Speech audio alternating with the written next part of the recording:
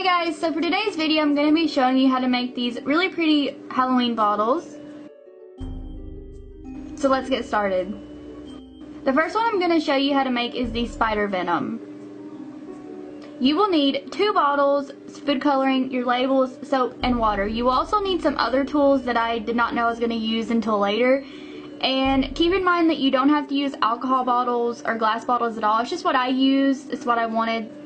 So the first thing you want to do is make sure that your water is really hot, and you want to fill the bottle up, especially if it was like mine and had liquid in it. You need to clean that out. So just pour you some water in it and then put your soap in there and just shake it up. And make sure that you have your lid on so you don't get soap and water everywhere.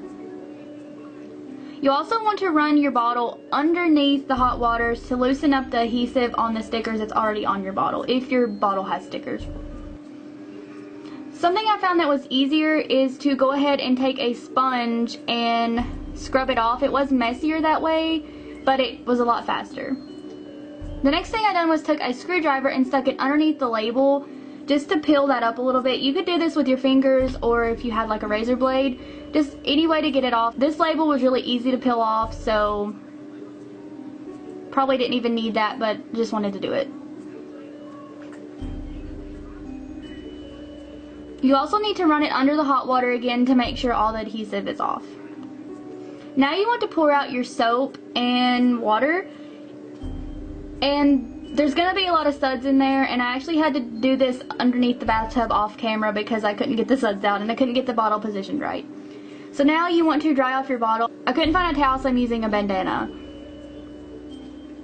Now you want to fill your bottle up with water, and I actually again had to do this under the bathtub because I couldn't get it positioned right.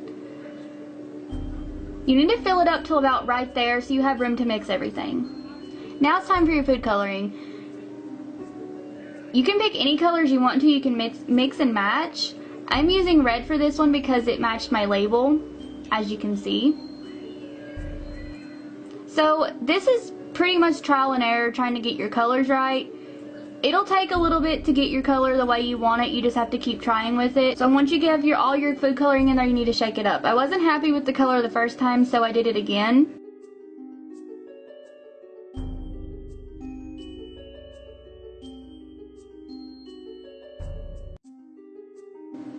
And yes, I really did try to just put the alcohol bottle lid on the food coloring bottle.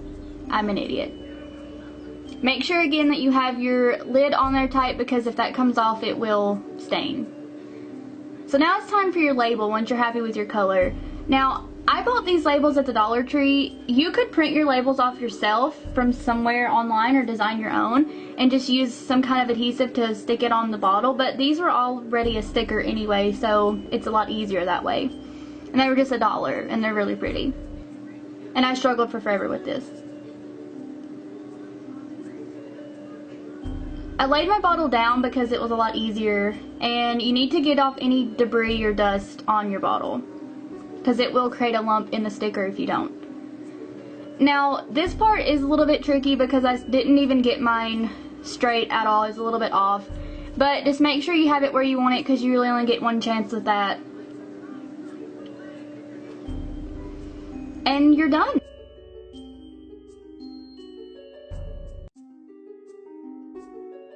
The next one I'm going to be showing is the Witch's Brew. I think this one is my favorite. It's such a good combination of colors.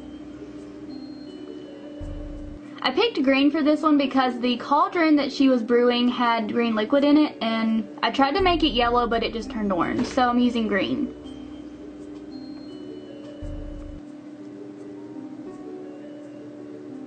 This one took me a little bit to get the color the way I wanted it, but I'm pretty happy with it in the end.